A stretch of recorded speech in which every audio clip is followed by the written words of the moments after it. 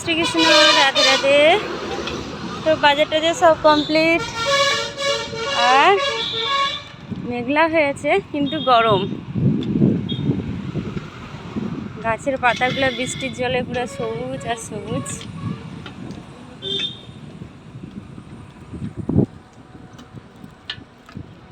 চলো বাড়ি গিয়ে একটু রান্না করতে হবে, তারপরে খাওয়া।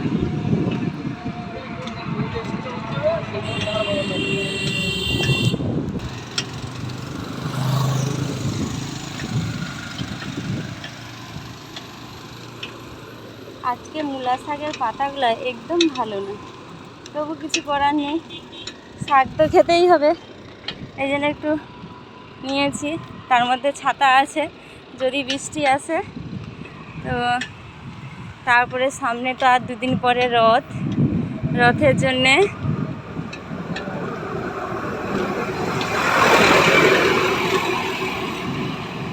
এটা আমাদের নুংডার গাড়ি। বাবা কি গন্ধ। তো রথের জন্যে একটু বেশি করে বাজার করতে হয়েছে, আর দেখা যাক কে কে আসে।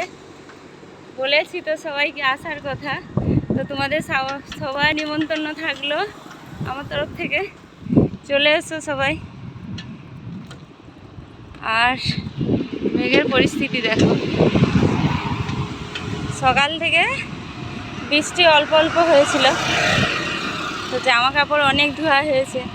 আর বাজারে যাওয়ার সময় ভাবছিলাম যে তুলে দিয়ে যাব কিনা, কেননা অনেক জামা কাপড় ধোয়া হয়েছে আজকেরও শুধু। তার জন্য ভাবলাম যে না থাক, একটু শুকিয়ে যাবে, আর যদি খুব বেশি বৃষ্টি হয় তখন কিছু করার নেই। কিন্তু বৃষ্টিটা হয়নি। এটা আমাদের কদমতলার মোড়।